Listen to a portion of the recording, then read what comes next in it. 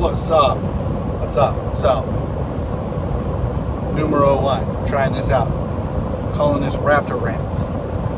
So, I drive like 2 hours every day, just when I go into the office. And if you guys know me, you know I have a 2013 Ford SVT Raptor. I like Milwaukee packouts. You put that together and you get it called the Pactor. So, I figure since I get questions here and there, plus sometimes in some of my more regularly scheduled informational videos about packouts and 3D printing tools, sometimes I go off on rants, so I'm hoping the concept would be that during this time I could go on to some of those rants. If you like it, great. If you don't, go on to another playlist. But you can shoot me questions on Instagram, Facebook, or on here, and I'll try to answer them.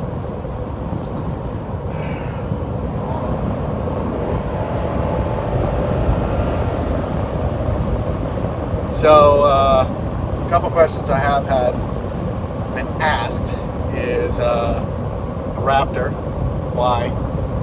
Why not just a regular F-150? Well, it's not a regular F-150. A couple of people say it's just an F-150 with big tires and shocks. And it's, true, but it's not just an F-150 with big tires and shocks. I think it's like 8 or 12 inches wider. If you look at the front of a Raptor and the rear of a Raptor, you'll see little amber lights. That was actually put on there partially as a requirement, that National Highway Transportation Safety dot, something like that, because of how wide the Raptor is. And it's wide for two reasons. It's wide because it has completely different lower control arms. The control arms are actually wider, and the body is wider. The cab, from glass to glass, is the exact same cab. I know there have been people who have done Raptor swaps. You can do fiberglass on a regular F-150, still not a Raptor. And if you buy the control arms, then yeah, I guess you're getting closer to a Raptor. And then you could buy the Fox racing shocks, and then I guess you'd be closer. Of course, the VIN number's not going to be, and there's clone everything's out there. And I can understand that. You want something that saves money. What do they call them? The dube. You've seen the Fords that aren't as wide, driving around with a front grille that looks like it says Ford, but it actually doesn't. They can't on eBay sell it with the logo saying Ford. And you can change it to where it goes ahead and looks like it. But an easy way to look is, does it have the wider fenders? If you can actually get a close look at one, is look under and see if it has some massive front and lower control arms. So again, I said mine was a 2013. So I think 2014 was the last year of the 6.2 liter. I believe at some point in time they called it the Boss motor. I know that when I was looking at Raptors, the crew cab, the Super Crew or whatever you want to call it, not the extended cab, was just about to come out. And when it was the extended cab, they had the 5.4 liter in it. When the Super Crew came out, you could still get the 5.4, but I was not a fan of that. I had an F-150 with the 5.4 in it, and that had the whole spark plug get stuck in the head thing. You guys can certainly comment, correct me, but as far as I'm concerned, as far as interior amenities go, besides the way the King Ranch leather seats were, the Raptor has pretty much the highest package. You can get a Raptor with a basic radio, and I think you can get a couple King Ranches with lower radio packages. But if you get the upgraded electronics package, something for 802B, I believe it is, you'll have all the cold weather, you'll have the front and rear cameras, and stuff that you can't get on even normal F-150s. So, there's that advantage. There's something to be said about exclusivity. This is a real Raptor. This is not a fake VIN Raptor. I didn't go to a junkyard and get seats out of one vehicle and put it in another. So, yeah, I like it. And the other thing is I didn't want to go out and buy a truck with or without a warranty and worry about putting parts in it and then worry about making all those parts to work together. My Raptor came from the factory with long travel, nitrogen assisted shocks, coilovers, extended, like I said, control arms. I love the lighting that it has in the front. I actually like the amber lights. It comes factory with wired auxiliary switches, so if you want to run a winch or trail lights, backup trail lights, you name it, you get it. So, you know, I don't consider it just an F-150.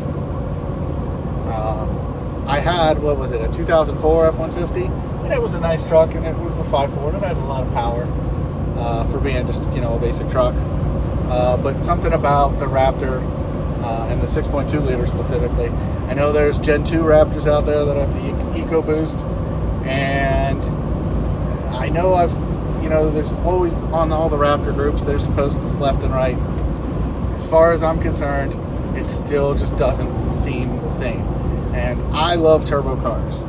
I had a 2007 WRX with a whole bunch of cob on it. I had the access port, I had the downpipes, I had exhaust, I had intake, I had it tuned, and that car was great. It was a little, what were they, 2.5 liters, I think. And I think I was running 21 pounds of boost. It's been so long. And that car was fast, and that car was fun, and that car was light.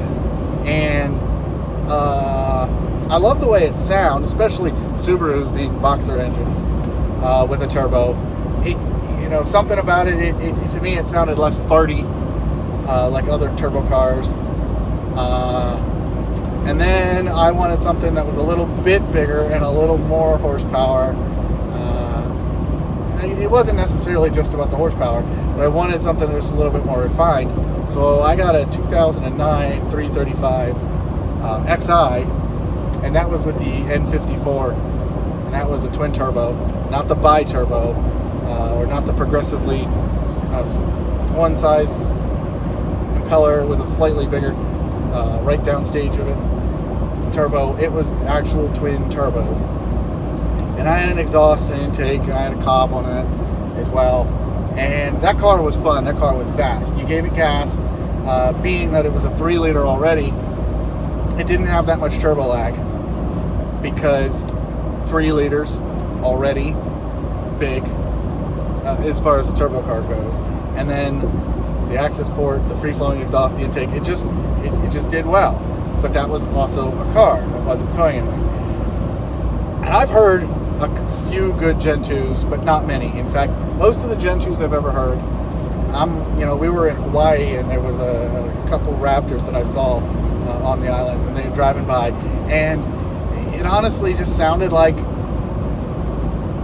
a tuned Honda Civic turbo. And I know that's going to ruffle some feathers, and I apologize, but I don't care. I just like the way a V8 sounds. It's a preference thing. Numbers, I know, right? They say you get more torque with the turbo, all that other good stuff. And I love turbos.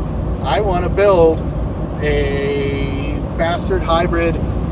Like, I want to do like a Subaru drivetrain in an old classic car. I want to get all-wheel drive, and I want to get a biggest motor I can get, Subaru, tune it, and throw it in a car. Right. But I'm not talking about that. I'm not talking about science. I'm talking about the way it feels. And 0 to 60, they say, combination of the transmission that's in the that's in the Gen 2 and the engine, the way it is, that it's a faster truck. I don't care. I like the way the Raptor sounds. I like the way the Raptor feels because of the V8. So yeah, that's why I got this Raptor. And things that I'm going to do to it. So, you know, I know there's a couple debates out there about them, and everyone says, well, all I have to do is throw a supercharger on my Gen 1 and it'll kill your Gen 2. Okay, so that's not fair for the Gen 2 guys, right? Because a stock Raptor versus stock Raptor is what they're arguing. If he takes a Gen 1 and throws a supercharger on it, well, let's take that same amount of money and put it in the Gen 2. Pretty sure the Gen 2 guys could put bigger turbos on it, or free-flowing exhaust, things like that, and start getting it close to the Gen 1 as well, with the supercharger. So I don't really like that. I don't like that comparison. I don't think that's fair. I mean, that's hopeful for me, right? Because I think anybody with a V8 would love to throw turbo or supercharger on their car because they already went for displacement. So do I, have thoughts? Yeah, but unless somebody's going to send me a supercharger for free, it's just a dream right now. I am probably going to order an intake for this truck. I just haven't decided. I know that, I believe, is it Corsica, has an exhaust that's like, not an exhaust, an intake that used to be another brand that was a little bit better, and now they're sort of the one company, so I thought about that. I also thought about an AFE. I had an AFE on one of my car, and I know it gets some good results. I know there's not a ton of differences between a lot of the intakes.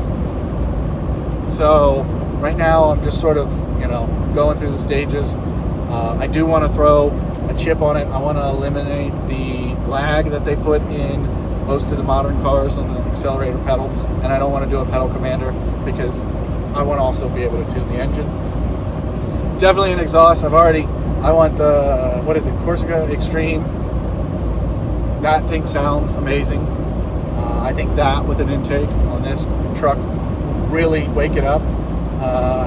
I've watched review videos on the intakes, and a lot of them say it really doesn't do much. But if you listen to a truck that has an intake on it, you can hear it just breathing louder. All the baffles that they put in the stock intake typically are for noise reduction. And if you've ever, I'm trying to think of a car that I had, I'm trying to remember what it was, but I put an intake on a non-turbo car, and just the fact that it was unrestricted and from a volume and the baffling, it had a whistle, and it wasn't an air leak.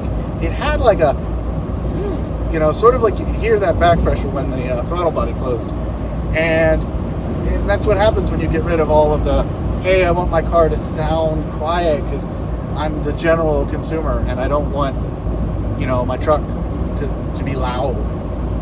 I want my truck to be loud. I'm going to be one of those obnoxious people that's going to throw one of those crazy horn blasters on their truck. I don't care. So yeah. So that's probably going to be the first thing I'm going to do as an intake. I do have a bed lighting kit that I'm going to install.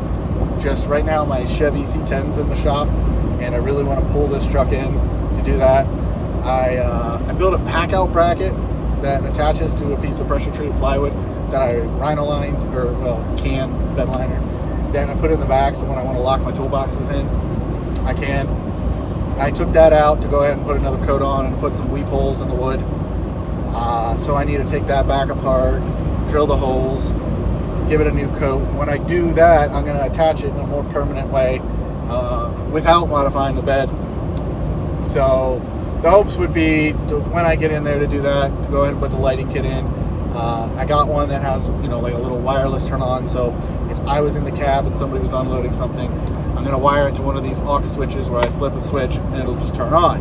But I'm also thinking there might be times where I might want to turn it off, or I might, who knows what. And because a $10 upgrade makes the kit go from white lights to RGB, of course, I got RGB. I've got a red Raptor. I can turn the lights red with the remote.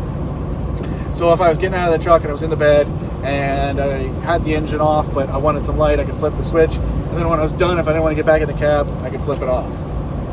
So, sort of my thoughts.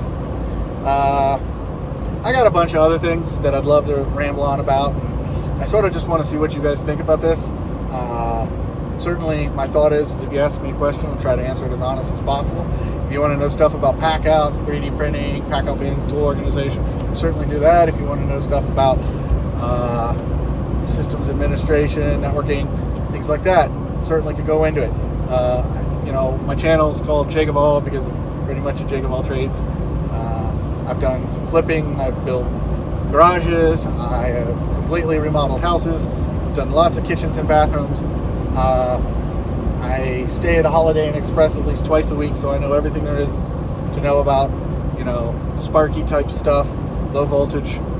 I don't know everything about Sparky stuff, obviously, I'm just full of shit. But I do know enough, and I've definitely been a resource for friends and family throughout the years, and that's one of the reasons why I started my channel. And people ask me questions all the time, and I do my best to try to answer their questions. And I think this is an Einstein thing, but being smart isn't, knowing it all. Being smart is knowing where to find the answer. And one big thing I've always prided myself on is that I don't know it all, but I don't mind asking, and I don't mind looking it up and reading and finding out for myself. So if you ask me a question I don't know, maybe I can help you find the answer. But I'm getting to the point where I need to stop and get something for the wife. So I appreciate you all watching. And if you have any questions, comment below. If you're on my other social media, I'm not at the Jake of All on Instagram, Facebook, store.jakeofall.com for some of my 3D printed stuff. I appreciate you all watching. And as I say in my other videos, pack out.